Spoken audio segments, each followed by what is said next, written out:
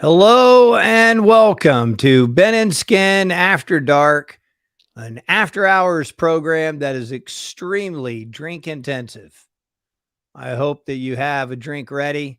As you see, Ben and I have our drinks ready with our Lux Ice Craft Spheres in our highball glasses. Hello, everyone. We are the Ben and Skin Show. I got to do it this way. Wait, I do it that way. How do Yeah. you do it? Is that pointing to you? Yeah. Yep. He's Ben Rogers. I'm Skin Wade. And we're happy to be here with you this evening. How you doing, Benjamin? Dude, I'm doing great. I'm blasting this out across all the social media platforms. Are you using your fingers? Using my fingers. All right, so it's a finger blast situation. It is a finger blast. And I just want to personally invite anyone who sees any of these links to comment, to share, to engage with it, because that's what helps fluff the algorithm. Used to be a fluffer. Yeah. Can you explain how it works? What do you mean by used to? Again, it's very similar to the Marines. Once a fluffer, always a fluffer.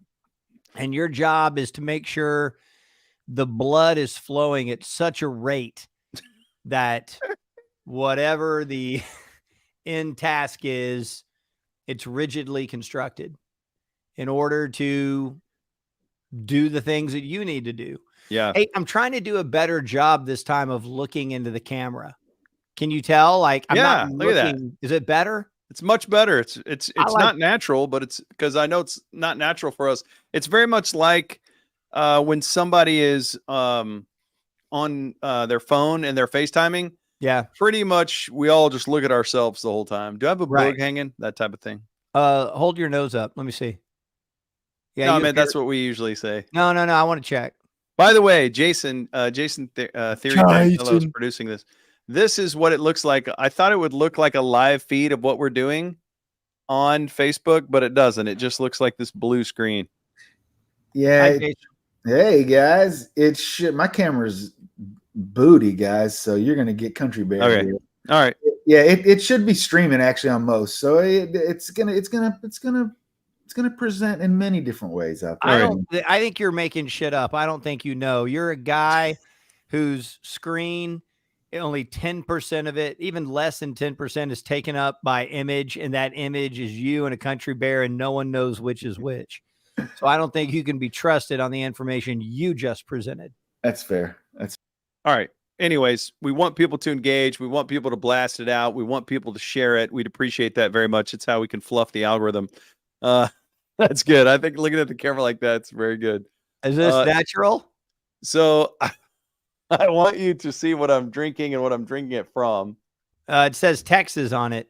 This is an awesome. Hillbilly. This is a glass that I got from Tumbleweed Textiles in Frisco, and good people. Great people. And I made a beverage in this glass with a crystal clear, slow melting craft ice sphere from Lux Ice. And I got a lot of comments on the glass, so you can get it at Tumbleweed Textiles. But I want to thank Dalton at the Nook. The Nook is a bar and a restaurant in the middle of Light Farms. Yeah. Love it. It's one of my favorite spots in the world. And he helped me out with some old-fashioned ingredients. Did he get out of rehab? What's his deal? Then I put it together with this. Hey, look at that. It's an out-of-focus bourbon bottle. Look at that. That high rye is no joke, dude. Mojo Doctor. Yeah, and I was talking to Dalton. So Dalton is a legit mixologist, and I was talking to him about it, and he prefers making old fashions with rye. And I haven't been a type of guy that likes to drink rye when it's neat, but I've always been like a sweeter bourbon enjoyer. Yeah. And on old fashions, I would go with an orange slice. He's like, no, make it with rye and do it with a lemon slice. And that's what I do now, and I freaking love it. Nice. I'm doing so. I don't know if you remember, but we did a After Dark, and then I turned my computer off and I left the country. And so when I left the country, everything that I have not turned my computer on since 10 minutes ago.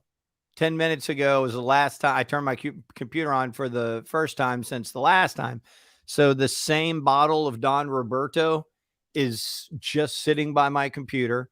Yes. I was sitting there frantically, you and Jason were texting me going, "Hey, asshole, get on the stream." And I was like, I don't know where Google Chrome is.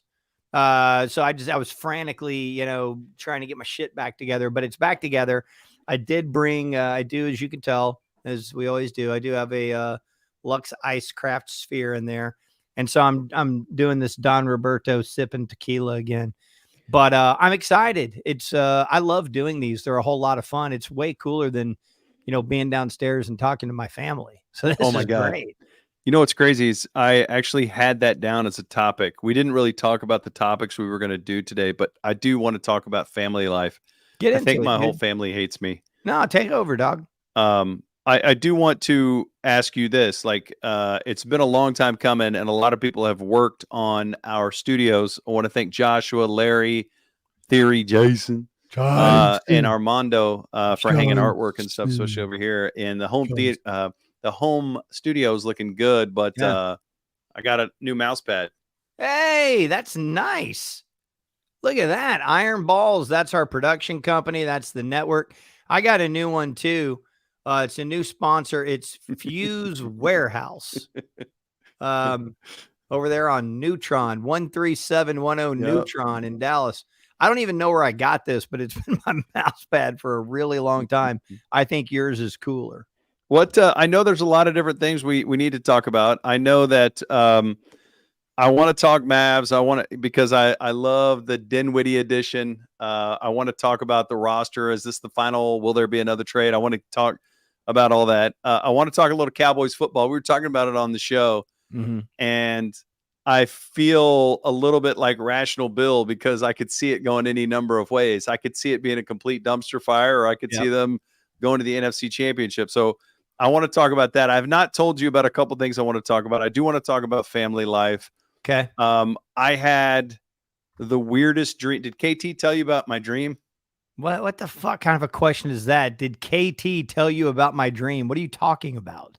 I had the weirdest dream of my life, and it was so vivid and so strange. And I like confessed it to KT, and it's awkward and when did weird. you confess it to KT? Did you guys get together and do a little work just while you were out of town? So it's an old dream. Yeah, I confessed. I want to hear about your old dreams. Give me some new shit. It's still with me, and I think you're going to enjoy it. So I want to get into that.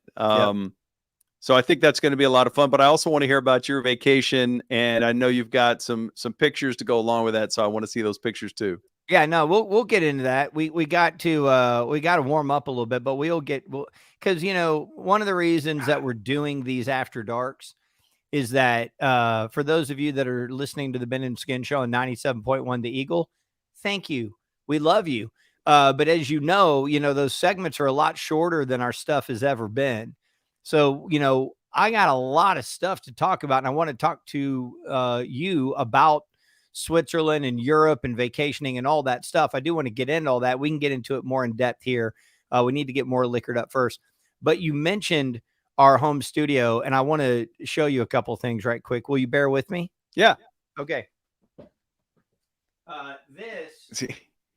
So as you can tell, I've got some new backdrops here. Okay. And I'm going to try to do something different each time. But this is Joe. Okay, here we go. This is me as Fletch. And our buddy, can you hear me off mic, or is this okay? It's okay. It's not great, but it's doable. And it's part of the fun of After Dark. But yeah, so Joe Cuccinati did this Fletch thing for us, and it's got a bunch of our characters on it. So it's like Mitch McCoy and Dirty Grandma and Steve Bacon, Terry McMahon, the Mosquito Moscato. So that's a good bit. And then look at this, Ben. This is your favorite movie. It's not my favorite movie. Why would that be my favorite movie? Look at the look on his face. You love this movie because you love Travolta. And okay. You were, I do love Travolta. I'm not gonna lie. Then you love the Saturday Night Live Saturday Night. What's it called? Fever. Saturday Night Fever. Okay. Staying Alive.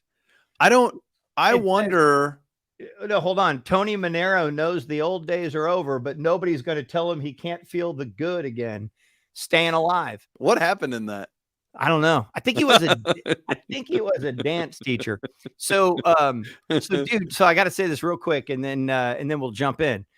So that is a 5 foot by 3 foot poster. It's actually a 5 foot by 3.5 foot poster. Okay. It's fucking huge. And I wanted to have backdrops that changed behind us for these after darks. And so my buddy Warwick over at Josie Records goes, man, I have these huge old movie posters. You can just have them. So I took a couple of them and they're shit movies. Like one is Porky's, and the image from Porky's is so offensive. One is the Saturday Night Fever sequel, Staying Alive, which is terrible. And then I have the very first Denzel Washington movie, which it's him and George Segal, and he's supposed to be the black son he never knew he had. It's called Carbon Copy. And it's like, oh my God, the worst thing that can happen to a white guy is he finds out he has a black son. Isn't that funny? God. And so it's terrible. So I take these into a store, and I don't want to say the name of the store, but it rhymes with Hobby Lobby. So I took it in there and I'm like, hey, these are old beat up posters. Can you I want to put them on an easel. So can you guys mount this to these foam boards that are, 5 feet by 3.5 feet? And they're like, sure. So think about how dumb it is. Someone working at this store is like, why in the fuck does someone want a Staying Alive poster mounted to foam board? What is wrong with this world? So I just kept giggling when I picked him up, thinking about someone in the back working on that and doing the Porkies and the Staying Alive and these terrible movies. So they had to think you were like an associate producer on it or something. You're like still holding on to your glory days. That is very Corvino. Yeah. That is very Paul Corvino. Our old boss, Paul Corvino, used to work in the movie business. And so he has his names attached to a bunch of movies, which I wish I did. That would be dope, I wish I did too. I wish if we had like a dope IMDb page going or something. By the way, this presentation is interactive. And so I'm looking at all the comments. There's a lot of them, dude. Thanks to everybody who's here. Thanks to everyone who's joined us here. Jason's going to be looking through the content, through the comments. And if you have a question or something to, you want to interact. Now, first thing somebody says, upgraded to a polo. So we're both wearing golf shirts, right? That's a golf shirt, basically. Yeah. This is Travis Matthew, I think. Okay. Yep. Man, I struggle with collars. I want collars to be tight. Let's take some calls. If you're a caller and you want to call in 214-787 Ben and Skin, let's hear from you. That's why a lot of times I button my top collar, my top button on my collar. I like it to be tight. I don't want it to be loose. Like, who told you to do that? Someone gave you that advice. Hey, man, Travis Frederick does it too. We're two big guys who button our shirts up. I like it. That's not a good slogan. We're two big guys that button our shirts up. You know what? A good slogan. You know what's crazy too? I'm a man who suffers from big man heat. Yeah. So I really need it to breathe. And so this actually is a good collar. It's not too wide. So this one's, I don't have to button it all the way. The last time we did a after dark, I don't know if you noticed the next day on the, we got this thing where people can send in text messages on the radio show. There was so much collar talk, dude. There was so much giant neck collar text messages. God, it was it was like my favorite shirt. I wear that shirt to play basketball or to sleep in. It's like a big old giant shirt. I love it. It's dry fit wicking material. Yeah. But I forgot until we got on camera that the collar sucks on it. And so it was just huge. It was like the size of like a trash can or something. It was just you could see both my shoulders in my neck hole. I was like, oh shit, it's too deep. It's already too far gone. Well, I didn't wear this to match. I've just been wearing this shirt for 3 straight days, so I just happened to have it on when we started our thing. Now, one of our good again, you can send in these text messages, and if we're paying attention, we can see them, and hopefully Jason's checking them.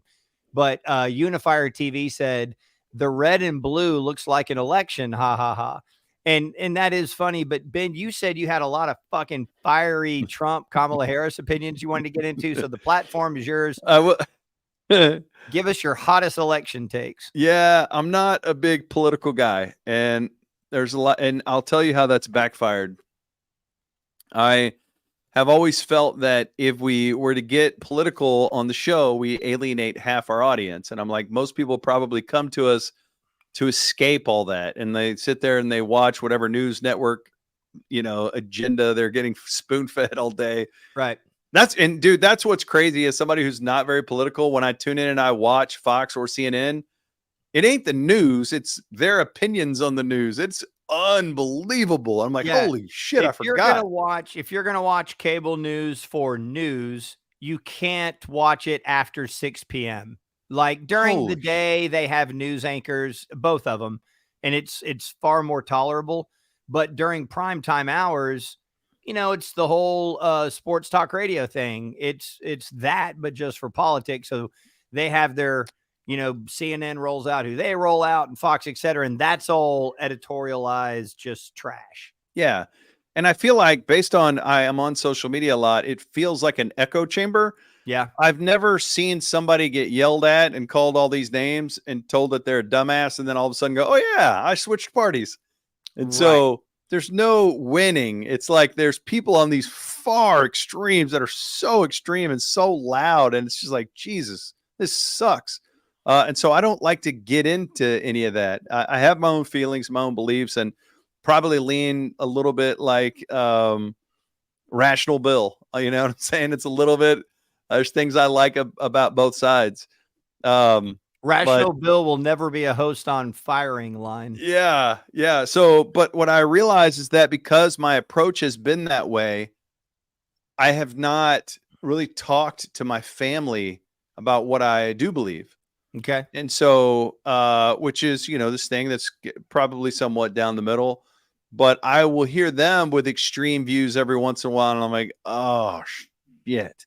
This genie has left the bottle because we never talked about any of this. So their opinions are being formulated by whatever their friends are reading on Facebook or whatever, you know what I mean? And it's like, who knows what all that stuff is. So I've realized, I was thinking about this tonight, what a mistake that was for me.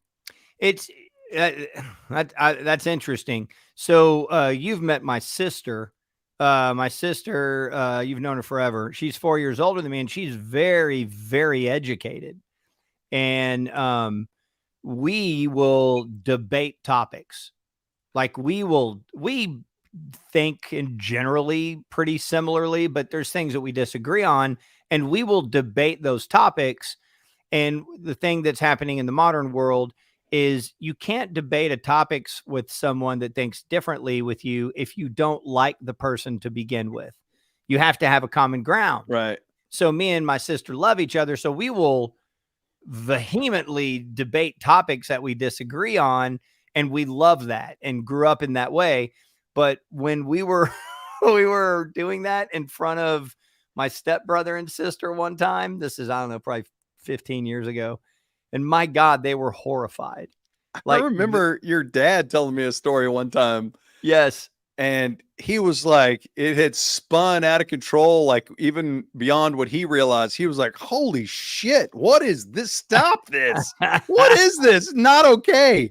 Chill. Yeah. And because we love debate. We love debating topics, right? Like, but all of that has changed, and now it's just theater. I was on the debate team for a while at Berkner. I mean, I don't remember that, but you've told me that after the fact. I mean, yeah. It was a short stint. Debate coach saw a little something in me. Took reached out on a flyer. Turned out not really debate team material. Yeah, you're too busy chasing ass. That's not a big part of debate. The debate team and the mathletes aren't really focused on chasing ass. Yeah. But back to what you brought up here that I think is so interesting is I do believe in challenging authority. I do believe that that's a healthy thing if it's done in a healthy way. And there was a time during the election cycle, not the last one, but the one before, the Hillary Clinton, Donald Trump election cycle, where my son said something. And so he would have been 9 years old, right? Yeah, he would have been 9 years old. And he said something that was aligned with my beliefs. but he said it in such an extreme fashion. I went, whoa, whoa, whoa, whoa, whoa. Why are you saying that? Like, I don't want you repeating things that you hear other people say unless you really believe it. So if you're saying that and you're that convicted in the fashion that you say it, I need to know why you believe it. My point being, my kids and my wife don't have to agree with me, but we can't get away with just echo chamber stuff like you're talking about. Yeah. And I was like, what this 9-year-old just said, I have a hard time believing he's applied critical thought to. Right. And that's dangerous. I Well, don't like that on any level. That's propaganda. That's propaganda. That's it reminds me of when all of the nasty, negative, when politics changed. Like you go back and you watch debates, and it floats around every once in a while, and you'll see. I can't remember who was the guy who it was it McCain. He was John McCain. John McCain. He ran against. He was the Republican nominee against Obama on Obama's second election. And each one, like somebody said to him, Obama's not from here. He's not an American. And he said, whoa, whoa, whoa. And he stopped him and he was like, hey, this is a phenomenal human being. And then you go to a clip of Obama talking about McCain and what a war hero he was and what he endured. Right. It's like that whole vibe is gone. Yeah. And so it's real nasty and combative and vitriolic and toxic now. And that started spilling into other areas of life. It started spilling into like school boards and things like that. And so to your point, there's this amazing superintendent out here and this woman who's just spectacular and revered and like wanted throughout the country. And we have her here in our backyard and it's amazing. And all that spilled over into the school boards. And, there was some big thing and everybody went and they wanted to voice how displeased they were with something that had happened. And there was a 4-year-old kid holding up a sign which said, Dr. So-and-so, when are you going to stop being a liar? Right. And I'm like, okay, do you think this 4-year-old like used critical thought to get to the bottom? It's obviously that's passed on, Yeah. And it's not really intellectually or emotionally healthy. I mean, I have you and I have talked about this. We got some friends that we grew up with that I love, that are dear friends that couldn't be any more opposed philosophically and ideologically to the things that I believe, but we still love each other and we're still friends and we'll get each other's back. And that's very much the way it used to be before social media became what it became. And, there's always been electioneering and all of that, but it's just at such an unhealthy level now that if you're not a student of history, which again, history, there's a lot of different facets to history and a lot of different perspectives and all those kinds of things. But if you're not a student of it, you don't realize, hey man, every great civilization has been torn down. And we have such a great thing going in our country that it's kind of, it's a bummer to watch the way that Americans interact with other Americans that don't feel the same with them, because you're watching it going, man, if you're a student of history, it's real easy to see how this thing crumbles really, really fast. And I don't think any of us want that. Like, we've always existed in a world where, at least our world, America, where different views were at least respected so long as they weren't hateful in their nature, right? So we got to figure out a way to get back to that, and hopefully that happens, Hey, I want to say this, see a comment here. Yeah.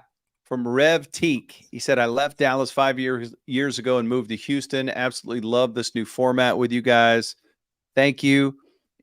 We've wondered this too. And our journey, we bounced around all these different stations. We were at K-Star 49, Fox Sports 1190, Sports Radio 1310, The Ticket, Live 105.3, 105.3 The Fan, ESPN 103.3 ESPN, 105.3 The Fan again, then to 97.1 The Eagle, 97.1 The Freak, and now 97.1 The Eagle again. And we've gone to all these different radio stations, and I've wondered, like, how many listeners have been with us the whole time you know, because I know that we have new people give us a shot every now and then, and that's awesome. We don't care if you've been here the whole journey, but I know that we lose people along the way. So I'm curious about this, if suddenly reaching back out to people that have stopped listening to us because we left the fan or because we left the ticket or because whatever, will we get some of those people back on the Ben and Skin train here? Will we be able to run a train on those people?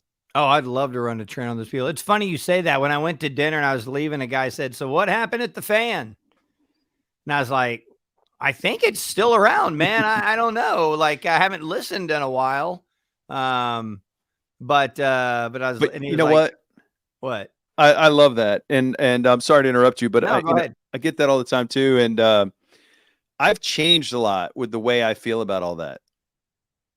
What do you mean? Like when we were in it, I don't begrudge the people that are in it for playing the games that they have to play.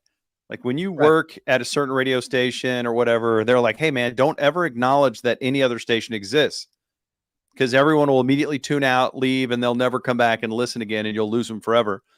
And some of those games, you know, at a lot of those stations, the PDs are, you know, the puppet masters or whatever, and they make the branding around the station, and they tell everyone, "Don't go talk to those guys." And it's like, man, as a radio professional, that's the worst thing you can do, because you paint yourself into a corner with nowhere to go. Like if you're at war with all these radio stations, you're caping for these corporations. Like, why? That doesn't serve you and your career, and it's not an authentic, genuine human being type thing to do. And so but regardless, I'm just like, man, this is such a tough industry. We've had great people that we've worked with at all these different stations. Many of them are still some of our closest friends. The radio business is a hard business. And so I'm just grateful that we've been able to support our families for as long as we have. But I know that not everyone's like that. Some people are vitriolic towards anyone who doesn't work at the company they work at. Yeah, and I think also some people go out there and kind of play the game. Like they'll say those things, and then behind the scenes, like, "Hey, man, you know." Are you talking about like when people reach out about a job? You're like, "Wait, you were trashing us on the radio. We know because mutual listeners told us, and now you're trying to see if we have any opportunities for you here." Yeah, and it's, you know, and part of me is like, "All right, dude, whatever. I get it. You're just trying to stay employed. You're not a bad guy or whatever." But then also, like, the ego part of me is like, "Bro, you were talking shit about me. Like, what? I'm a competitive person. If you're gonna fucking talk shit about me, I'm probably not gonna take that too well." To me, it's not a. To me, life is not wrestling. You know, and so sometimes I get philosophical about it. I'm like, all right, I get it, fine, whatever. You know, you're a good dude. But like, if you're on the air talking shit, I remember that. Or if someone said, "Hey, so and so texted me this about you," I remember those things. I mean, I guess Yeah. I'm a petty bitch in that way, but I do remember that shit. And sometimes I'm like, man, I'm not as susceptible to helping you in your next endeavor in that Right. regard. Oh, absolutely. I've seen people behave in toxic ways and then try to get employed. And I'm petty in that way too. I'm like, "No, fuck that. Right. That person is incredibly toxic, and we're not going to suddenly act." You know what I mean? Yeah. Like and some people act super tough online, and their whole personality is totally different than they really are. But I don't know. I think I'm getting mellowed out in my old age, and I feel like I'm proud of where our show's been and what we've accomplished. The toughest thing we ever did was leave the ticket. Like we were just bench players at the ticket. We were nobodies, but that's all we knew. And when we left that, we had to create a whole new listenership from scratch, because not people don't leave the ticket. Then ticket listeners don't just leave and go listen to something else. And so we kind of had to start over from scratch. And I'm super proud of that and what we built. And then along the way, you know, the way the radio business works is when you go from one station to another, you have a non-compete, you have to sit out, you can't go work somewhere. And the station uses that opportunity to try to get you addicted to a new show. But sometimes there's propaganda out there. Like I'll never forget when we left the fan, like hearing from people who heard other people say, "Hey man, Ben and Skin turned their back on their listeners." That's what they said. Respect. That's That's what they legit tried to sell to people. Ben and Skin, why aren't they here? Oh, because they turned their back on their listeners. Yeah. And Crazy. there's that kind of gets into a thing where it's like, all right, there's competitive tactics. I get that, but you also have to be a quality human. Like if as long as KT wants to work with us, we would be down to work with KT. And the main reason is not because we think he's funny or he works hard, which those things are both very, very true. He's proven the caliber of person that he is to us over and over. Like, apart from whatever his traits are on the air and off the air and how he contributes to the show, we know he's a trustworthy, good person because we've been with KT for over a decade now. Right. And even when he was on with, Julie and Jeff, and then after that, Mikey and Danny, we still worked with him and talked to him all the time. But like, that's the main thing with KT is I just think and I know you do too, he's a quality human. And obviously now we've been with Christina since whatever it's been, 4 or 5 years, or however long it's been. And she's a quality human. So if those things continue and we can continue to work with them, we feel good about that because of the caliber of humans that they are. There's other people that we've worked with at other places that I'm like, man, I wouldn't work with that person. I mean, we know who they are. They've showed themselves. Right. So, and it's a tough business because people want into that business and it's competitive and it's hard to hold on to. And when you're in those situations, that's very much where you show who you are to a group of people. And, that's, it's a much smaller version of when we covered sports, but that's sports, right? Like that's the most competitive place in the world is pro sports or the entertainment business. Those places are so competitive and so challenging and so many people want into it. And if you can, it's one of the reasons we like Dirk so much. Like in that world, Dirk always remained a great person. And so aside from all the things he did on the floor that we worship, he's that dude off the floor. That's really incredible. That's a magical thing. Yeah, totally agree. Dude, tell me about your family. So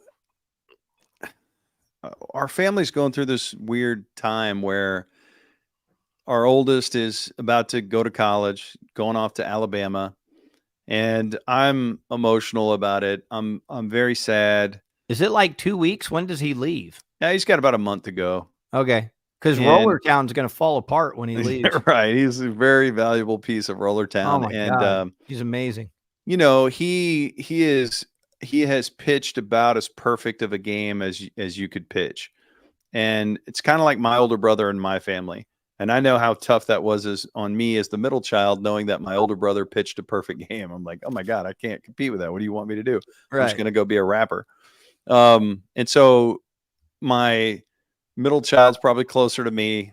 And then I have a 13-year-old daughter, my middle child's 16. And so I'm just getting really sad. At first I was blown away that Max got a full scholarship to Alabama, an academic scholarship, because I'm just so impressed by that. I'm so proud of him, but also because there's so much anxiety that a parent goes through wanting to like get your kids off into their lives to know that they're going to be safe and have a way to make money for themselves and they're going to be okay. Right. And also knowing I have 3 kids to put through college, I was like, yeah, man, take that full scholarship. For a while there, I didn't know if he was going to. And now I'm freaking out that he's about to be 9 hours away or whatever it is, right. Like he's been with us for 18 years and he's been amazing. We've loved having him. And now he's not going to be here with us. So I'm freaking out about that, but he's also getting older. He likes to go to the casino. He likes to gamble. He likes to do those things. Right. Is he coming to Choctaw Friday? I'm trying to talk him into coming with us on Friday to Choctaw. We're going to be at Choctaw. Come see us. We're doing the Ben and Skin show from 3 to 6, 97.1 The Eagle. And we're doing it at the District at the Choctaw Casino and Resort. Durant, Oklahoma. So, with him, it's like he had friends over the other night and they stayed up late. They're having fun in the pool and stuff. And he's almost an adult. Like he works at our business. He does a really good job. He's going off to college. like he's an adult to me. He's always kind of been almost an adult, but he's like there now at 18. Right. And he texted me, "Can we order McDonald's?" I'm like, okay, that's kind of odd, because I was already thinking of him as he didn't need me for anything, but Dad, can we order McDonald's for this party I'm having with my friends? I'm like, yeah. So that's what's going on there. A lot of emotion. He's leaving the nest. I am freaking out. My 16-year-old, all he wants to do is stay in his room and play video games. It's hard to get him out of that room. And so I struggle with that for a lot of reasons. One, I love playing video games, so I get that. I still play. So I get that. It's a great way to disconnect. But do you ever play with him? Every once in a while he'll play with me. He plays different things than I play, and he plays at a higher level. Like he does different types of things. And I would imagine playing video games with your dad does not get you a lot of kick-ass cool points with your bros. Right. And so and speaking of that, it is a social thing. That is socializing for them, right? They get together with their friends online, but it's not getting out there and experience the real world. It's not experiencing failure. It's not creating relationships. It's not face-to-face. You don't risk anything. And so I like him playing video games as a reward. I don't want it to be something that he does all the time. So we wrestle with that. He's always in his room. He stays up late. He sleeps late. And so, wrestling with that's where I am with him. He doesn't really want to have anything to do with me because I'm a guy that doesn't want to allow that vibe. Right. So that's where I am with him. And then with my daughter, all of a sudden it's just like, she's just gone all the time. Like she is just a social butterfly and I barely interact with her. Yeah. She's awesome. 13. Yeah. She's 13. They're all great. They're all great in their own ways, but they're all totally different. And then I just can't tell if my wife likes being around me at all. No, your wife does not like you. I know that for a fact. That's not true. She likes you. She's bored with you. By the way, I believe if this guy is to be believed, hold on, I don't want to leave this topic. Rangers are up 7-2, according to Bob Motter. You realize the Rangers are on a tear right now. There we go. There's an update from Bob Motter, which I debate whether that's a real name. Motter? Come on, dude. But no. That's so your situation's so different from mine because of the 13-year-old. Like that's such a different dynamic. My daughter, I'm not envious of, I always used to joke around. I can't wait till my kids are 18 and I kick them out of the house and we can go live again. And my daughter is 19 and living at home by my decree. Like I do not want her to leave. And she's working now. And because she's working in this apartment leasing business, she can go live in a luxury apartment at a reduced rate. And I'm like, of course she wants to leave the house and get away from us. And I'm like, hold on. There's a lot of beauty in living at home and I'm paying for your car and your insurance. So we went in there and I look at her paycheck and then we put a certain percentage in savings. And I'm like, look, if you do this over a couple years, you'll have this much money saved up and you can do whatever you want and all this stuff. And I understand the independence and wanting to leave and all that stuff. But secretly, I'm like, I never want her to leave ever. And my son is about to be 17 and he has a car and he doesn't really want to jack with us. And I get it. So me and my wife are kind of on our own a little bit. Like the kids are there and they're in the house, but they have their own worlds. But even though you have a 13-year-old that doesn't want to be with y'all, not because it's y'all, it's because she's 13 and y'all are adult parents. That's still a different kind of tethering mechanism, right? Right. It's not until they're old enough to drive or, and the other thing, when is Grace's birthday? What month is it? December. Okay. So when she's 15, dude, and she has friends that are driving, that's going to put you in a weird place, homie. That puts you in a weird place, man. What's weird is, and I do, I worry that thing about being a parent of a boy, you have to worry about one dong. Being a parent of a daughter, you got to worry about infinite dongs, every All dong. the dongs. Yeah, there's dongs everywhere. And I'm fearful of boys because I know what we were like. Dude, Skin and I have been friends since we were 12. We used to sneak out of houses and knock on girls' windows and things like that. So, but I'm like, I have all these terrible things. And I'm like, hey, is she trying to deceive us here? Is there something going on? Are they making good decisions?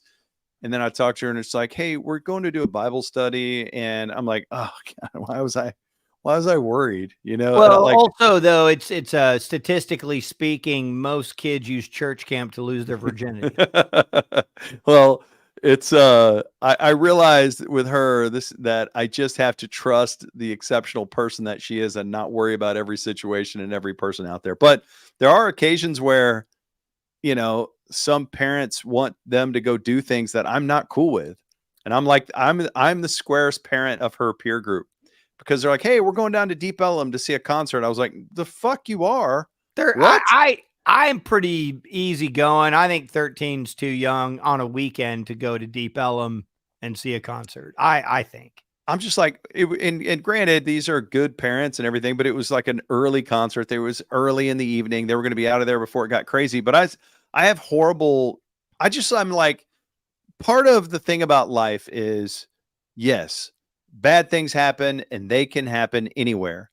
But if you look at a lot of things that go haywire, you realize, oh, fuck, that was a terrible situation that person was in. Yeah. They should never have been there at that time. They should never have taken that risk. That was ripe for something problematic to occur because of the circumstances. Don't put yourself in those circumstances. So, right. I feel like there's constantly something like that. And I feel like I'm probably a little too overprotective, but I don't mind. I'd rather be. You are. Don't make any mistake about it. I hear some of the things come out of your mouth. I'm like, all right, dude, hold on. Back it up a little bit. Jesus. Yeah. Yeah. By the way, I do see some of these messages to the side and, there's just too much to kind of address everything. But I did want to address this text from David Martin. He says, I thought this would be edgier. We're talking about old people stuff. How's this for edgy? Go fuck yourself, David Martin. Put your dick in a jar of mayonnaise, you piece of shit. Who the fuck do you think you are? We're talking about 13-year-old children here. Okay, I feel we're old. Yeah. And I didn't mean any of that, David. You're swell. So yeah, that's the 13-year-old teenage girl thing is very, very difficult. And also, you want your teenage sons to be respectful people, especially of the opposite sex. And I don't worry about like what Desmond has learned from me and Trish. I worry about what his friends are saying because they're all terrible people.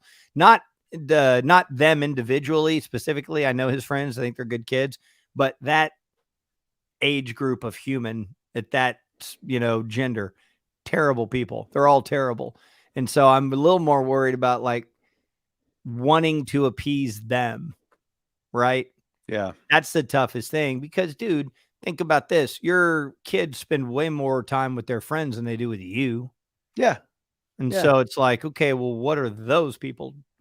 How does that relationship work in terms of being your own person, staying convicted? The toughest thing to do in the entire world is to be a convicted teenager. Yeah. Like whatever you think you believe, when you get into a peer group, you're going to fold like a tent in a storm, man. Right. It's just so difficult. So I got something for you. This guy wants edgy. I got to tell you about this dream real quick. Okay. And I have to be careful with it. This was something that happened. This is the one where you fucked KT? I memorized this. A lot of times I forget my dreams. Yep. But I remembered it. And it's shocking, dude. And if you're I'm into this. If anybody out there is a dreamologist or can help decipher what this means, I've told two people. I told KT and I told my wife. Did you tell Christina? I don't think I told Christina. You tell Christina a lot of really fucking dicey ass shit. Just you'll pull her aside. You're like, hey, I want to talk to you in the promo closet. And some of the shit. What I like to do, you'll take my hand and like box her in while I'm talking to her. She's like, no, she's awesome. Yeah, she's but I didn't. She's so sweet and such a just a sweet human being, and I wouldn't want to inconvenience her with the shit that we have to deal with. With your terrible dreams? Yeah. So anyways, I shouldn't even be sharing this. No, you should. And this I'm going to be very David Martin wants. I'm going to be very careful. Okay. So I just got to dive in here. So as the dream goes, it's a dream where I was in bed. Okay. Yep. I'm in bed and I'm in the dream, not real life. Both. In the dream. Okay. Oh yeah. Because think about it. I'm in bed, I'm dreaming. And so it's kind of a haze. I'm kind of in, I'm kind of out of it. And I realize in my dream, I'm like, oh, Han Solo, hand solo, handy. I'm like, there's a handy happening. You're giving yourself a handy, no, or Harrison me. Ford is? Not me. Someone's giving you a handy? Yep. And it's Harrison Ford? No. And who is it? And it's like, I don't know if you've ever seen the any of these cyber AI graphics to where something morphs from being a picture of this and it morphs into being astronauts in space, and it does it seamlessly, and it's all of a sudden. So here's what happened. I realized, it's my wife. I'm in bed with my wife. Okay, everything's fine. In real life or in the dream? In both. Oh, your wife is doing the handy. Yeah, handiwork. Your wife is a kind of a fixer-upper. And then I realize, oh no, someone else is in the left hand. Someone else, there's one hand engaged. There's double happening. Wait a minute. Your wife is giving you. Hold on, careful. She's doing repair work with one hand on you and repair work on somebody else. I'm just saying that handy work. Is the other person Tom Gribble? And again, I'm just sharing this dream. This did not happen, obviously, to my knowledge. Yep. And this is where it gets really weird. And I think that's what's happening. I think that's happening. And I'm like, how do you feel? I'm like, man, what? Like, and I think it's life happening. Life's great. And then you look over like, this isn't as great as I thought it was. Okay. The handy or life? Then I life. And then I realized, because I think it's a metaphor dream. And then I realized the other person on the other side is former NFL player, current broadcaster, Ryan Clark. Come on, dude. Giving you a handy? No. See, you're not understanding. She is. Yeah, you're not understanding. She's getting no, I'm not saying that. I'm saying she's getting his sports opinions. Yeah. Okay. And so you told your wife about this? Yeah. And she goes, that wasn't me. Because she hates the NFL. So anyways, I say, I'm like as the sheets are kind of moving around, and I'm understanding what's happening. And I realize, oh my God, there's a bunch of media people in here watching this. Okay. Yep. First one I see, and he's very close, like on the covers, and he's going like this. Like looking around, like, what is it? Deucey. Close. What? It's another broadcaster from sports who's on one of the main channels. Locally? Is it Newey?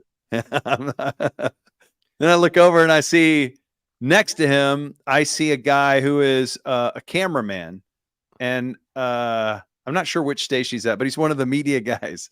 And so there's two media guys right there. One's a camera guy, one's a big sports personality, and they're on the bed looking at this. And I'm like, what? This is not for everyone. What is happening here? No, this has got to stop. This is just for me and my wife and Ryan Clark. And so as we're leaving, I remember saying something to Ryan Clark. I say, hey man, don't go asking for her number. I'm going to have to, kick your ass. And I knew in the dream that he and I both knew that was not possible. Right. That I could not kick his ass. Right. And he was like, oh man, we're good. Oh, we're all good. Don't worry about it. We're good. And I was like, I already got what I wanted. And So as I walked off, I was like telling my wife, let's go, let's leave. And I saw somebody that we work with, and I can't say their name. I'll tell you off the record. They scurried over to Kat as she was getting ready to leave, like 20 feet away from me, and had a notepad and a pen. And it was like, Ryan Clark wants your number. He asked me to get your number. Okay. And I was sitting there at the door trying to leave going, Kat, don't do it. Don't write your number down. Don't do it. So, and I woke up before I knew if she did or didn't. And I woke up mad at her. Okay. That's good. What is that? Has your wife ever had a dream in which you cheated on her and you woke up and she was mad at you? Yes. That's happened to me too. Yeah. Yeah. And I'm like, why are you mad? What did I do? I'm over here sleeping. Yeah. Okay, I didn't do it, but tell me exactly what I did in the dream slowly. Right. Okay. And who was it? Okay. So I'm a dreamologist and I know what this means. Okay. You are fearful of getting on one of those opinionated sports talk shows and having a weak ass opinion and getting dominated by a Ryan Clark type. Okay. Okay, good. And because you're getting dominated so badly that your wife is like, that opinion from that guy is way better than my husband's. I need to go over there. Okay. And do some repair work for him. And then I have to come home and the local media guys have seen it happen on TV and they know I got owned on TV. Right. That's why they were in my bed. Yep. That's what that's about. It's a rational fear of you being rational, Bill. Okay. That's true. That's true. Okay. Okay, that's good. Pretty Thank hot, you. Though, dude. Man, it's so weird. Have you ever had it? When you were telling Kat this, did she get pretty worked up? No, she started dying laughing. So have you ever had a dream? You remember that guy, Noah, the cameraman, Noah? Is he NBC5? Noah Bullard? Yeah. Yeah, good dude. Is he NBC5? I think he's NBC5. So he would be with Newey. So he was in your dream. Because I asked you if it was Ducey. You're like, no, I'd never be Ducey. And then I go, was it Newey? And you go, well, moving on. I just don't want to comment either way. Yeah. I'm not saying, but I'm just saying. You started name checking Noah Bullard. Anyways, I just figured why not pull the curtain back and share everything. Okay. In your dream, how did it end? Did you finish the job? No, I was at the door yelling at her asking the promo, or I don't say who it was, asking the person who was asking for her phone number for Ryan Clark. I was like, no, don't do it, Kat, don't do it. And then I was worried with, okay, if she writes down her number, do I leave her? Will she stay loyal to me and not write down her number? Will she think it's no big deal to give her number? That's probably what she's going to be thinking. How satisfied was Ryan Clark by the result of this? He was so satisfied he was trying to get her number. Okay. Even though I threatened falsely to kick his ass if he asked for it. He's like, no, don't worry, I'm not going to ask for it. And then he sent an employee that we work with over there to get it. Because he was saying, you can't kick my ass. Yeah, he knew I couldn't kick his ass. And I knew I couldn't kick his ass. It was a very hollow threat. Did he come up to you and go, I got a number. How do you like them apples? What did KT do when you cornered him and told him this dream he didn't want to hear? I had my hand up on the wall and trapped him in the promo closet. You're pointing that pitchfork right into his Adam's apple as you told the story. What do you think he did?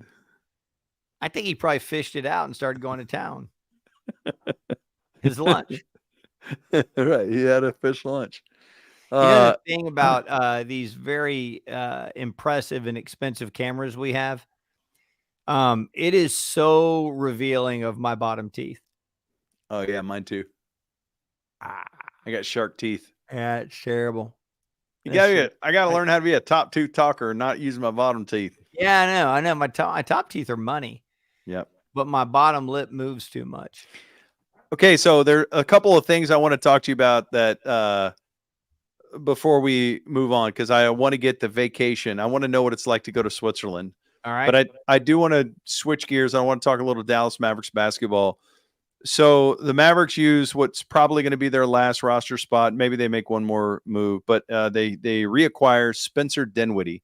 Mm-hmm. And I just want to put a bow on the offseason and ask you, now that they got him, I'd love to get your thoughts on him, but with all the moves that they've made to this moment, are they better than they were last year?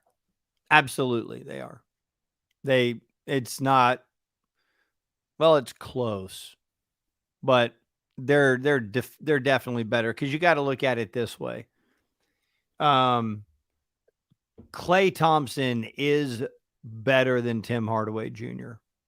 And I don't think there's anybody outside of Tim Hardaway Sr. that believes differently. That's, again, I think, from doing a show with me, I was probably more pro Tim Hardaway Jr. than any other person living in the city of Dallas. Like, I know what his flaws are. I don't love them, but I don't have the vitriol for Tim Hardaway Jr. that everybody else does. Having said that, he did not deserve to keep playing. Like, I'm not delusional, but I believe that he's a valuable player. Having said that, Klay Thompson's better, dude. So if you just look at it that way, Klay Thompson's better than Tim Hardaway Jr. There is no debate. Number 2 is Najee Marshall better than Derrick Jones Jr. I think at worst, it's a wash. But knowing that Derrick Jones Jr. did work for the Mavericks, even though he had far and away his best season ever, and you're going, all right, is that guy going to duplicate that? He might not. But I think it's fair to go, that might be a step back, although most people I talk to don't believe that. Most people I talk to believe, hey, man, at worst, this is a wash, and then he can do a lot of things. I've talked to several people that are like, hey, man, just in a vacuum outside of team and role and all that, Najee Marshall is a better basketball player than Derrick Jones Jr. Derrick Jones Jr. is a better athlete than Najee Marshall, but Najee Marshall is a better basketball player. Okay, so that, whatever, let's just call that a wash. Man, I've talked to a lot of people that think Quentin Grimes is a better basketball player than Josh Green. Wow. Like, okay. Definitively better. Okay, so I've heard some of that, not from the type of people you would be talking to, but seeing stuff on social media. People were really excited about him, and they were talking about his defensive prowess and got a little something offensively, and that he's going to be a nice little piece. Yeah, I think a lot of people are super high, and I was like, when I was doing some explorations, I'm like, so explain to me why Detroit just gave us Quentin Grimes, because they had the cap space to just absorb Tim Hardaway Jr. Like, they didn't have to give us back an asset. And the answers I was getting were, well, they knew they weren't going to keep him moving forward because he didn't want to be there. And he's in the last year of his deal. They're not going to pay him, and they need to develop other guys. So why keep him? And all you're going to do is upset the agent, right? Like, he's not going to get a lot of time. They have their own things they're trying to do moving forward. They know they're not going to keep him. He's in the last year of his deal. Yeah, we see that more and more. I think the team that really blazed the trail on that is the Oklahoma City Thunder, and I think part of it is Sam Presti's just, I mean, I fucking love him. I think he's just a genius. But he's like, okay, well, I'm in Oklahoma City. I'm in a small market. I'm not going to win bidding wars and things like that. I got to create a culture where people want to be, and we draft and develop guys and make them want to be here. And if a guy comes to me and is an important player in the league and has clout and says, I don't want to be here, I'm immediately going to work with him and find him the place he wants to be. And so I think more and more teams are seeing the value of that long-term relationship wise, right? So I know I kind of got off topic there, but I wanted people to understand why we got Quentin Grimes when we didn't give up a lot for him. And so I think there's people in the organization that very much wanted Quentin Grimes and valued him over Josh. Now, sometimes you value a guy in another place because it's like, man, the grass is greener over there. And then you get him here and go, actually, Josh was a better player. And now I realize it. And that might be the case. But I think there's people that are confident that Quentin Grimes can already do the things that Josh can do and maybe even be a better player. So that'll be that's a fun thing to watch. Is Quentin Grimes a really like an immediately a top 7 or 8 player for the Mavericks? Wow. Holy shit. Do you think it's possible he plays more than Dinwiddie? I do. Wow. Well. If everyone's healthy. Yeah. Okay. So I think where Dinwiddie plays a lot is the games where Luka and Kyrie doesn't play. Right? I think it's handed over to him. I think the Mavericks very much want Josh Hardy to take another big step because I think they want it to where kid looks down the bench and I can go with Dante, I can go with Josh, or I can go with Spencer, and he goes with Dante and Josh over Spencer. That would be or Jaden. What did I say? Josh. I said Josh. I'm sorry. Thank you. Yeah, Jaden Hardy. That's the hope that he would feel more comfortable eventually, quickly going to Dante and Hardy consistently over Dinwiddie.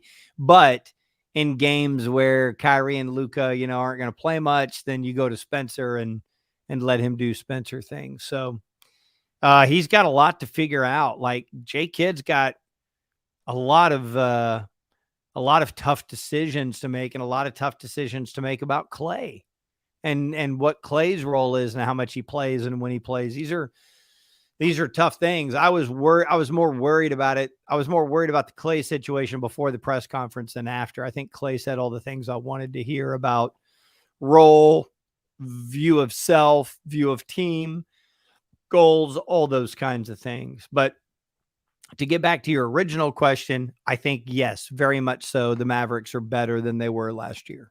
I wonder if Dinwiddie also just allows you to not have to play Luka and Kyrie so much every night. Agree. Yeah, absolutely. Because they were gassed at the end. Anybody would be. And some team, look, was Minnesota looked gassed, right? Yeah. And so teams get gassed along the way, and some series take more out of you. But, if they could manage to have a really successful season, get a high seed, and not have those guys completely burnt by the time they reach the playoffs, that'd be a great thing. It'd be huge. Because, like, if you look at that series, the Boston-Dallas series, Boston was the best team in the NBA by far, but they were also a very well-rested team. A very well-rested team. The Mavericks had grinds. Like even the Oklahoma City series, like those games went down to the wire. And, a couple bounces one way or the other, and it's different. It's a different thing, right? Yeah. I think you give the Mavericks credit for having the team that can execute down the stretch and those kinds of things. But basketball is a funny sport in that regard. And what the great philosopher and our still friend Josh Howard will tell you can't control what the ball going to do. Yeah. So those close games, man, they can get real tricky on you. So Boston, meanwhile, cruised. They absolutely cruised to the finals. They were healthy and they were better. So that's tough.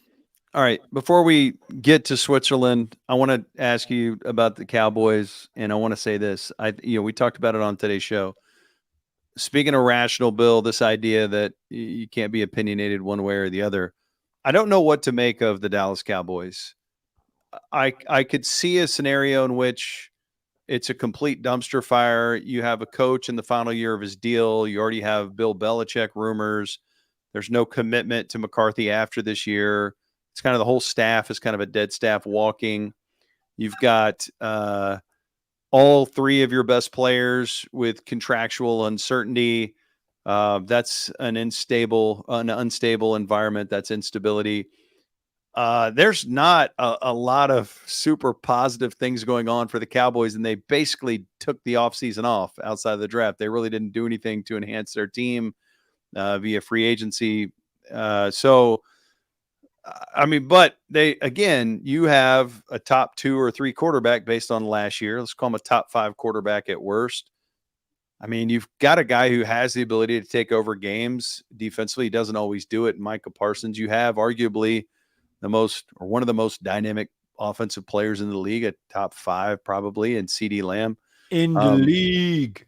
I just, I don't know. It's a very peculiar situation. I can't tell if, look, the Cowboys are always in the mix. They're always relevant. They're never rebuilding. And that's how the Joneses have been able to build this brand into being the most powerful, expensive, high evaluated sports team in all of sports. Mm-hmm. So they're always relevant. They don't ever rebuild and hit rock bottom.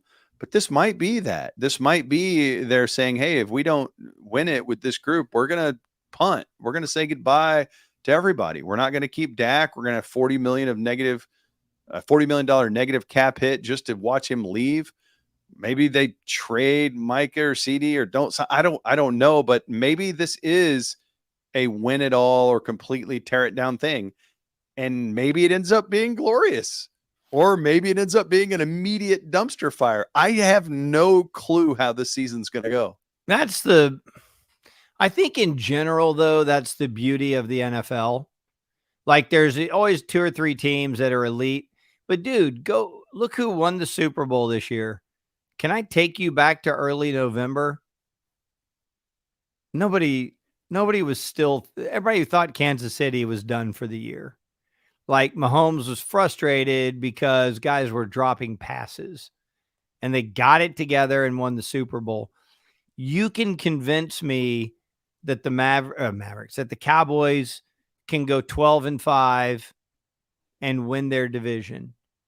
I think for the first time in a long time, you can convince me that the Cowboys will be last in their division because there's some dicey quarterback situations, but I think Washington's finally gonna be competitive consistently. That could lead you to 8-9 or 9-8. I think the Giants are going to be pretty good, or at least better. I think Philly is going to be Philly with Saquon Barkley. I mean, they're going to be good, dude. They took their step back and now they're surging forward again. So I think that the Cowboys have enough talent to be good, but I also think the division is tougher than it's been in a really long time. And that can lead you to have, that's 6 games that you used to feel like, all right, we're going to go 4-2 in the division or 3-3 at worst. Mm-hmm. It could go 1-5 in the division and it could get real ugly. I don't understand let's say things fall apart and you don't keep Dak. What is it that's valuable to the Cowboys about Belichick, and what's valuable about the Cowboys to Belichick? Like, I realize that's what all the odds are saying and all those kinds of things. Like, when Tom Brady left, the Patriots sucked. And that's what the Cowboys are going to be if Dak Prescott leaves. It's going to be suck. So why do you bring in an old man?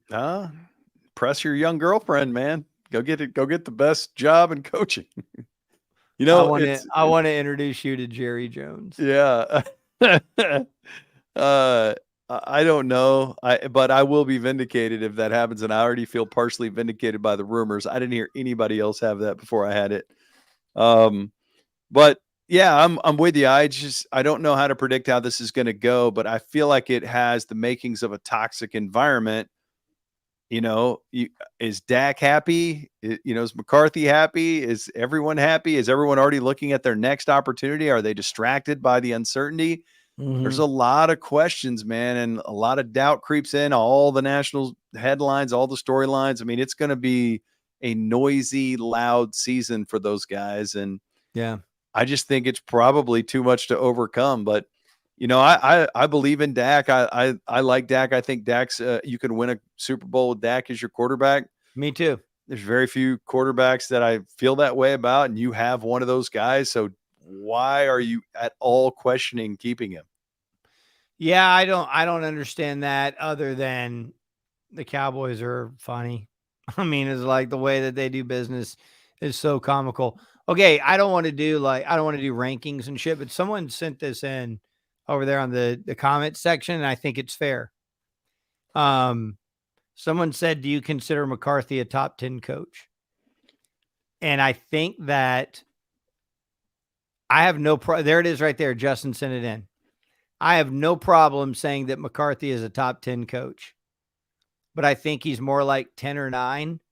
And I think the thing that separates 10 and 9 from 1, 2, 3, and 4 is so wide that he can't bridge that gulf. And I think have they won 12 games 3 straight years? Is that what it is? They've won a lot. They've won a lot of games. And I think that's valuable. And I think that's the kind of thing they can say, yeah, you're a top 10 coach. But dude, he ain't anywhere near the very top. And the very top is like special. He ain't that to me. I don't think. Yeah. Yeah. I don't know. I don't power rank the coaches, but that does seem like the sportiest sports talk thing to do.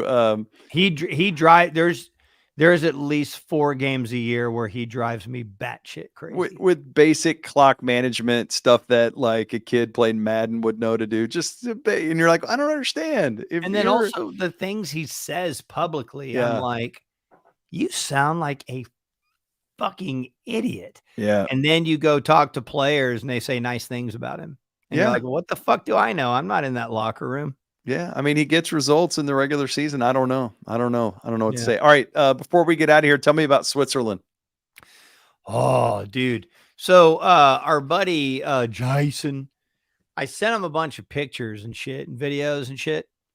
And he can throw them up as we're talking. Jason, are you there, homie? Yeah. Hi, dude. What are you doing? Just doing this broadcasting. Here are these images for you. What you want? When Ben was telling the story about him and Kat and Ryan Clark, what were you doing at that time? I mean, I'd rather not say. Rather not say. Had to do with beef. How random would be Ryan Clark? Yeah, Ryan Clark is okay. So I sent earlier, Ben. I sent some pictures to Jason and said, have them so you can pull them up and then we can just reference things. And so they're not in any crazy order, but he'll just have those there and we'll be talking. So you've been to Nepal and China. How much time did you spend in China? Not very much. Just a couple days. Did you go to one of those real dicey labs where the pandemic started? No, but I went to Hong Kong and then we went to Shenzhen and we walked around at least enough to get the vibe. And we went to an outdoor meat market and there was a dog, I saw. Isn't that what you used to call the patio of Greenville bars, outdoor meat markets? It was strange. I think it was a 17-hour, 18-hour flight to Hong Kong and then a boat ride to Shenzhen. And then I think it was, we went back to Hong Kong and I think a 5-hour flight to Nepal on that trip. And that's the only time I've been over in that side of the world at all. Has Kat whipped your ass about going to Europe? Does she want to go or does she give a shit? Yeah, she wants to go to Prague. And I know. To go to Czechoslovakia? Isn't that where Prague is? I'm like, why? She goes, I don't know. Where is Prague? I think it's Czechoslovakia. Is that where they went in stripes? Prague is the capital and the largest city of the Czech Republic. I don't know why. I was like, why do you want to do that? She goes, I don't know. I've always wanted to go there. I'm like, do you know anything about it? She goes, no, I've always felt I wanted to go there. What is there, like a Buc-ee's there? I don't know. Well, we've never been to Europe, and the main reason we never go to Europe is because it's just so hard to take off that much time from work. because if you go to Europe, you just broke down going to Nepal. Like 2 days are traveling. And then when you travel that much, you get beaten down. Like, especially at your age, you're so old, you need a day or two to recover. So I've always been like, God, I want to go to Europe one day, but let's wait. We'll wait. Well, one of the things that me and the wife always do is like we will plan trips around going and seeing bands we want to see. We've been to Brooklyn and New York to go see the National. We've been to Red Rocks to see the National. We've been to Chicago to see Radiohead. We've been to Asheville to see the Smile. On and on. We like to do that. And so we were just sitting there, and I've got, as you know, Ben, I got a shit ton of records over here, man. I got, I don't know, 3,000, 3,500. I got a bunch of records. And some of those records are live from the Montreux Jazz Festival. It's a legendary music festival that has been around since the 60s. This was the 58th year of it. And there's some, by the way, there's a bunch of people checking in saying they love Prague. So Cat's on to something, dude. Okay. But anyways, Montreux's been around for a long time, and it's a city that's right on Lake Geneva. And so there's a legendary story about a casino that was there, and Frank Zappa was playing the casino, and someone shot a flare gun up onto the tent over the stage, and it caught fire. And so the casino went up in flames. And on the other side of the lake, the band Deep Purple is getting ready to record at that very place where Deep Purple, or where Frank Zappa is playing. They were going to record a record, and their thing is going up in flames where we're going to record. So there was literally smoke on the water and fire in the sky. So the song Smoke on the Water is about what happened at the Montreux Jazz Festival.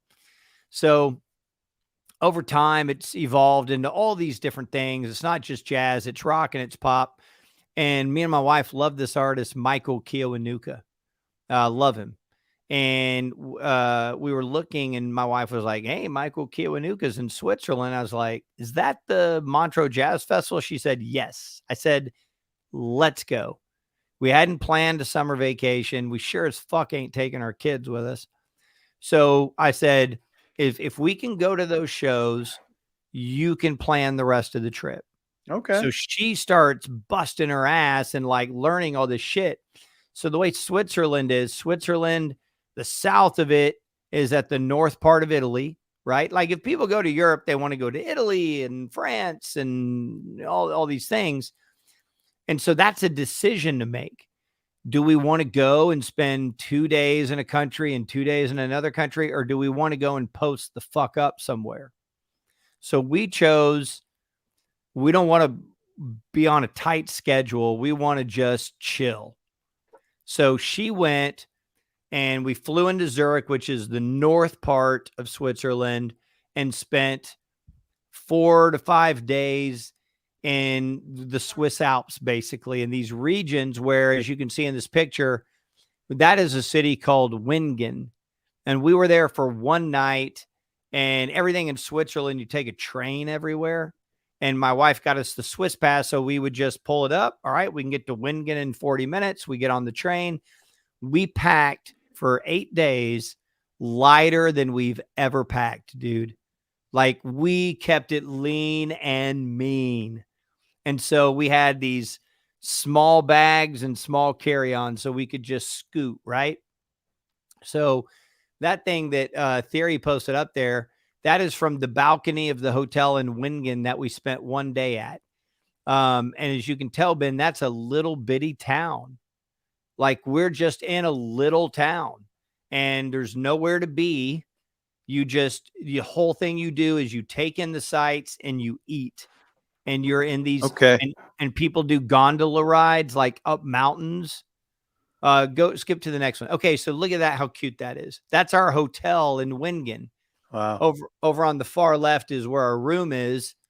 So look at how many. I mean, that's not a big hotel. So what is the food like? There's a lot of Italian food because Italy is just to the south. And it's funny because, and it's also France is right there. So at the northern part of Switzerland, they speak German, and at the southern part, they speak French. And everybody speaks some degree of English, right? But if you can tell there, that hotel, that's not very big. Right. And so when you're at these little towns, you check in, there's no AC. Oh, There's small rooms. We slept with the door open. Wait, what do you mean the door open? To the balcony. Oh, okay. And All the right. windows open. Okay. Okay, so that right there, that is our balcony view from the first 3 days in a place called Grindelwald. Wow. And dude, I could go there and I could stay there for a week. And all you do is walk around. Like you hike, you'll take gondolas up mountains and get mountain views. Look at how beautiful this is. This is in Grindelwald. I don't know if you can tell what that is, Ben, but that's a cemetery. Okay. Okay, that building to the right, that's a church. There's a building that looks exactly like that in every small town. All the churches look exactly the same, but like the thing is, look at how green all of that is. It is just so lush and so beautiful that you don't care what you're doing. You're in the mountains and you're just taking in scenery. You're drinking a beer. You're probably having some sort of a noodle dish of some kind. And it's just like every menu has 6 items on it. There's a beef item, a pork item, a chicken. There's actually not that much chicken in places. And so the menus are small usually, but it's just so gorgeous. All right, look at that. That is the balcony from a bar we were drinking at. Oh my God. We are sitting there at 6 o'clock in the evening. There's a lot of German beers because Germany is so close. That I walked to the edge of the balcony of the patio of the bar. That was a 5-minute walk from our hotel. We walk everywhere. And we only got in a taxi once the whole time. The rest of the time we're walking or we're on a train. And I took that picture. Okay. Yeah, right there. Wait, go back if you don't mind, Jason. Oh my God. Look at how beautiful that is. That's a view from a bar? That's a view from a bar. We're just sitting there at 6 o'clock drinking a beer. And so the way that the trip worked, the first 5 days were like that. During the day, we have a nice breakfast, and then we go up to the top of a mountain and we hike. And it's not, there's some challenging hikes, but we're not doing challenging hikes. And then you spend all day outdoors, take in the weather, you take scenic views, and then you go grab a couple beers, you get a badass meal, and then you go back to the hotel and you just bang it out. You know what I'm saying? You know what I'm saying? But so what was the beer like? It was a lot of lagers. Also, a lot of like wheat beers, a lot of wheat beers. The best wheat beer I've ever had, like a Hefeweizen style beer, was there. It was so good. And a lot of times there's only 3 or 4 beers on the menu. And like, there's a lot of Helles style lagers where we were. So and then they had some really good IPAs too. There's a lot of pale ales, which I like pale ales, but I was drinking just a shit ton of lagers, man. Was it cold? It was never cold. I had a t-shirt and I had the very thin Roller Town hoodie that I wore everywhere. And then if it got too hot, I took it off. Go to that next picture. So what that is right there, Ben, that is a lake at the top of a mountain. Okay. So we got to this place.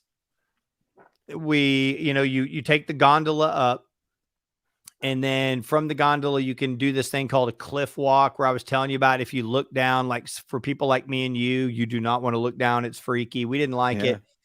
But then we're at this, it's basically like a ski lodge, but in the winter, it's just mountains, right? And hiking. So that was from where the gondola took us. It was a 1-hour hike to the top of the mountain where that lake was. So we're at the top of a mountain with this beautiful lake after hiking for 1 hour, and then we hike back down. Show the next picture, Jason.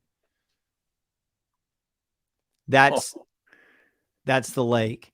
Oh my God. I think you can tell and see where the snow is there. Yeah. Like you're wearing shorts and a t-shirt, but there's snow right there. So how big is that? It's probably, it's not huge. And then the, you know, the snow will melt and go into the lake. And then there's waterfalls as you keep going up. Damn. It's probably about the size of, that's probably about the size of 3 or 4 football fields. Something like that. All right. Go to the next one. Okay. I want to show you this. Yeah. Hit play. So this is a video. Okay, that dropped. And that's like when you're taking those gondolas up, it's pretty intense. Wow. You know, it's not like the gondola at the, cause you can see how high up you are, right? Stars with the sky and the clouds. Is it just y'all two in there? Yeah, on that particular one, it's just the two of us. I was like, were you doing that voice for strangers? Yeah. That dropped. Yeah, and sometimes like the gondola will start kind of swinging a little bit. It's a little. Oh yeah, play. Hey, Okay, yes, the sunglasses. Yeah, those are prescription sunglasses. So this is jam packed, dude. And all I could think about was diseases like COVID because there's people from all over the world, and it is jam packed. And we're all in this gondola, and we're about to go to the top of this mountain. And I'm like, the BO is unbelievable. Really? Your Dude, BO? Your nasal senses are strong. You would not like, because you do not like, you're claustrophobic. And oh yeah, I wanted you to see that. Look at that. Ass fart. It says ass fart. Okay, so the thing that like I don't like the lack of air conditioning. I don't like being cramped in small spaces. I don't like the dangling, the fear of heights.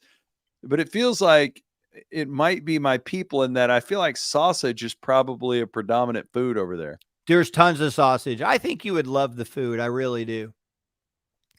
You would love the food. And it's like, depending. So keep going there, Theory. By the end of the trip, we're in a city like Montreux. Okay, dude, I have to say this. Holy shit. Okay. So we have a friend that we work with, Cam Smith, and he's a legendary guy in the smooth jazz world. I know that sounds silly to say. He is. He knows everybody. He's had lunch with Quincy Jones. Like, he knows everybody. Me and Danny right now are doing more Silver Skylarks, and we have 2 songs that we have done with a guy named Ronnie Laws. Ronnie Laws, most people don't know who he is unless you're into jazz. He's a legendary saxophone player from Houston.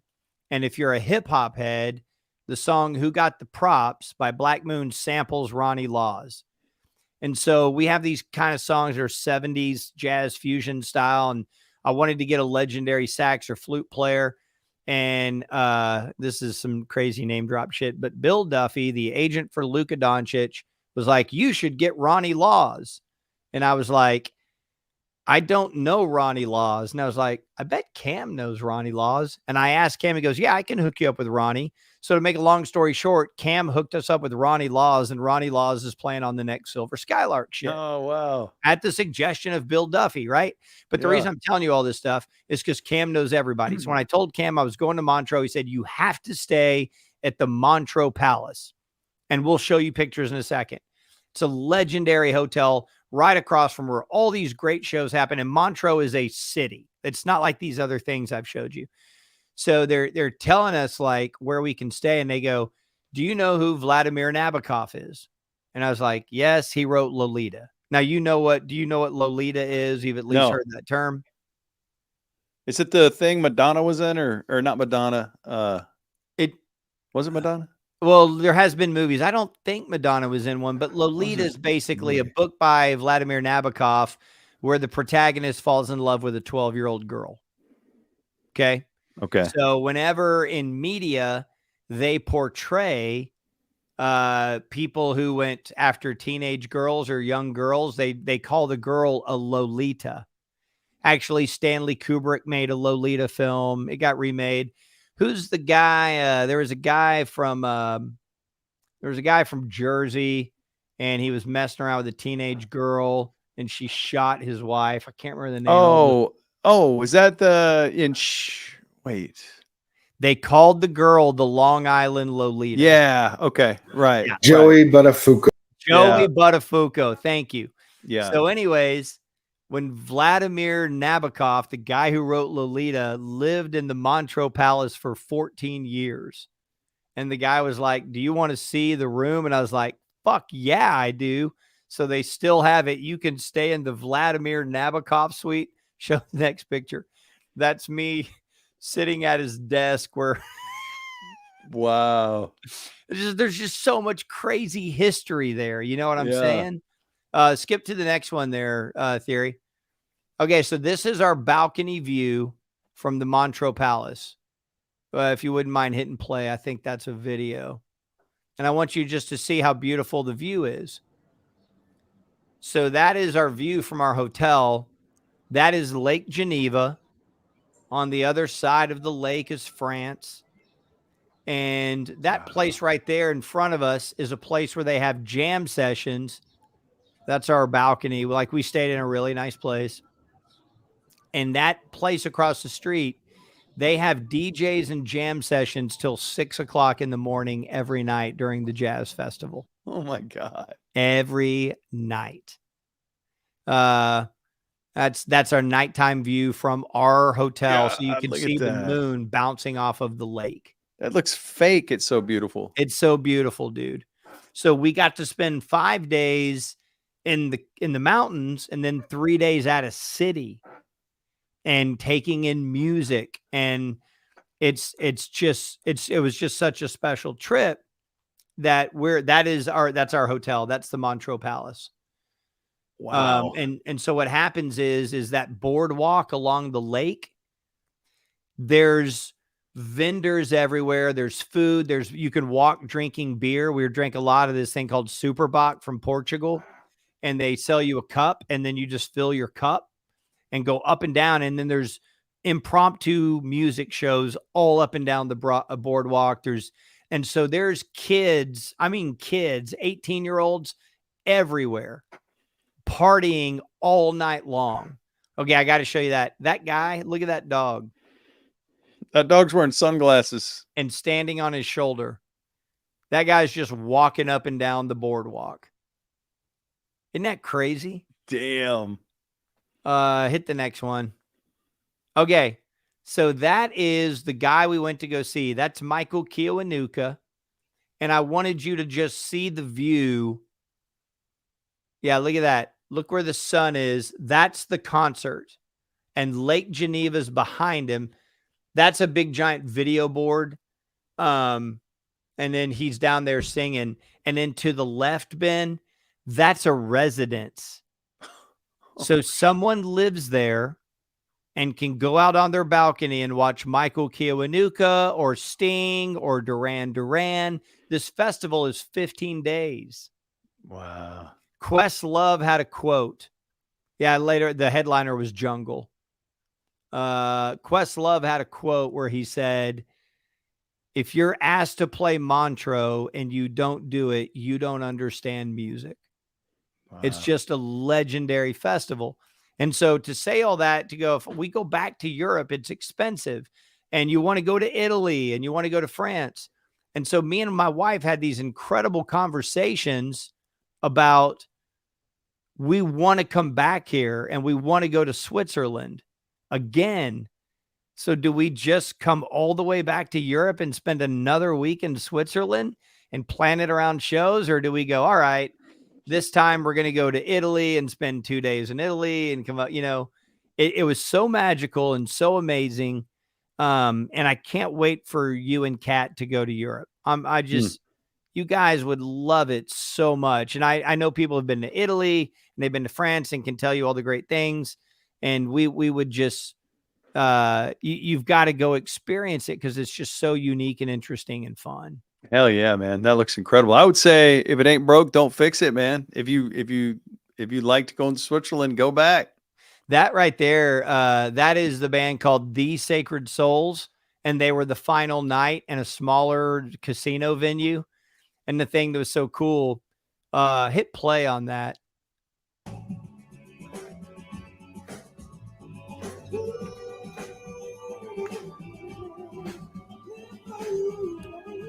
So that's their next single that's getting ready to come out. But the thing that's cool is like our buddy Paul Shalda hooked me up with the label owner from Daptone, lives in Zurich. And so me and Trish went to that show. We had bought tickets for it. And then when it was over, spent the whole night hanging out with the band and the label owner at a private jam that was next to a small exclusive disco. So we could hang out and hear music and then go next door and see a live jam. And it was across the street from our hotel. So on the final night, when we're supposed to get up at 6:30 and go take the train to the airport, I was out drinking at 3:30 across the street from our hotel. Oh, and that's I hiked to the very top of that mountain where that lake was, and I got up there. And once I got to the top of the mountain, I'd taken my Rollertown top off and realized I was wearing a Tribe Called Quest shirt, which that album, as you know, is Instinctive Travels in the Paths of Rhythm. Yeah. And I was like, man, there's a beautiful kind of irony to all this, or synchronicity to it. You're kind of bowing up there. It looks like you got a stance. It's kind of an aggressive stance. Yeah, I had to do that because if I just stand normal, my gut hangs out and I look like I'm slouching. I like the stance. Thank you. It looks like you're like a couple seconds away from doing the vertical measurement where you got your legs spread, you're getting ready to jump up and hit how many things can you hit? It was a very athletic endeavor for me. Or you look like you need to poo. Oh, I took a shit up there. I took a shit in that beautiful lake. So, best trip of your life? It's in the top 3. And I want to say that I'm not being a smartass here. I do want to acknowledge this. I feel so lucky that I can have that trip and say that it's in my top 3. Do you realize how fortunate we are to live the lives that we live? And if you look at the world as a whole and what people are dealing with, like I've been lucky. I went to Whistler in Canada. Fucking amazing. You've been to Hawaii. Me and my wife, we've been to Maui twice. Both those times incredible. I can't wait for you to go to Turks and Caicos. You're going to go to Turks and Caicos in the next year. And we've been lucky to go there. And all those trips are amazing. And so to be able to have a trip like that and go, oh my God, it's definitely in the top 3, and have other trips that are like it. That's amazing. Cause you know, there's a lot of young people like KT and Roxy do this. Our buddy Jake on the Dumb Zone, dude, our buddy Jake has been all over the fucking world. In fact, I was talking to him before I went to Switzerland. He goes, oh, you're going to love it. I've been to Lausanne. I've been to Lake Lucerne, all these places. And before they had kids, they traveled a bunch. You and I did not. You and I did ticket post-game shows. Right? And right. So the vacation days from work were used to do fill-in stuff on the ticket. Yeah. Right. So we didn't do all of these trips. And so in the last like 6 or 7 years, you know, me and my wife have tried our best to make sure we do these things because we didn't do them when we were younger. You know, we were broke as fuck. Didn't have the money to do it and didn't have the time to do it. And all that work that you and I put in our 20s and 30s put us in a position today where we're lucky enough to be able to take trips and do things like that. But now it's hard because we have kids. And that's the thing about your situation is different than mine because you still have that 13-year-old. Yeah. You know, and so you've got to figure all of that out. It's the boat anchor tethering us from global gallivanting. Right. But man, you love that boat anchor. But yeah, it's the best boat anchor ever. No, that sounds awesome. And I need to do that more. I need to get Kat out and travel more. You know, she's amazing and holds this thing together. But as you're sitting there talking about all that, I'm like, it brings it all back to this YouTube video because like it feels so surreal to have been able to work in the career that we've worked in for so long. Yeah. Like, this was not what I was told was a possibility. Like, nobody, when I was growing up, they said, "Hey, listen, what you want to do is you want to go work in radio for 25 years with somebody that you really like talking to every day." Yeah. Like, nobody gets to go do radio with their friends and go get to have this fun. Like, I just remember I was talking to my brother about how stressful his job was at one point, and he was like, "What about you? Is your job stressful? Like, what was the most stressful thing you did today?" And I was like, "All right, we had a meeting about whether or not we could say the word butthole on the air." And that was the most tense thing we dealt with that day. And, Right. We would not be here if it weren't for each and every person that's watching this, whether Yeah. you're watching it live, whether you go back and watch it on YouTube. Thank you guys for everything, because without you guys being on board, we don't have any of this, we don't have this career. So thank you guys for supporting us all along the way. Yeah. That's, I think that's such a well said thing. We do love and appreciate y'all so much. And there's two things that really stand out to me about all that. Number one is, earlier we were talking about the nature of social media, how it's impacted elections and people's everyday lives and all these kinds of things. And sometimes like you and I put so much into the freak. We put a lot into it, and it hurt that it didn't continue. But we're philosophical about it, and we understand life goes on, and we moved on, and we want everyone to move on accordingly. We get it. And I don't blame anybody for it not working out or any of that shit. I just don't. But when it didn't work out, there are people that they feel like they're on another side from us. And so they were like, haha, you failed. And I was like, man, I'm disappointed, but I don't in any way feel like a failure. I feel like we, consequently, you can speak for yourself, but I really feel like all the things that have happened, I didn't have that in the cards. I didn't think I deserved any of this or felt like it was going to happen or it was a no-brainer or I'm destined or any of that shit, man. We always had big dreams because we're creative people and always wanted to go for things, but I never felt like I was owed anything. And I thank my parents so much. I'm sure they instilled that in me. And so when someone tells me I'm a failure, I'm like, man, you just have way different standards than I have. And maybe I don't hold myself to a high enough standard, but I feel like my life has been successful in that regard. And I feel so fortunate because we do get to do the things that you just laid out there, like getting to talk on the radio and getting to do these things we've done. That's a very tiny, small fraction of the world that gets to do that. And I don't take it for granted. And I know you don't take it for granted. And for people to be here with us right now and doing this show and watching it and interacting over here to the right, God bless you, man. That's, we feel really lucky for that. I promise you, we do not take that for granted. And then the other thing about that, and just seeing a message there pop up from our friend Martha, because she went through a similar thing that I went through. Man, I can't tell you how many people that I had no idea who they were, reached out to me when I got sick. Like, it was overwhelming. And to the point where like I felt guilty.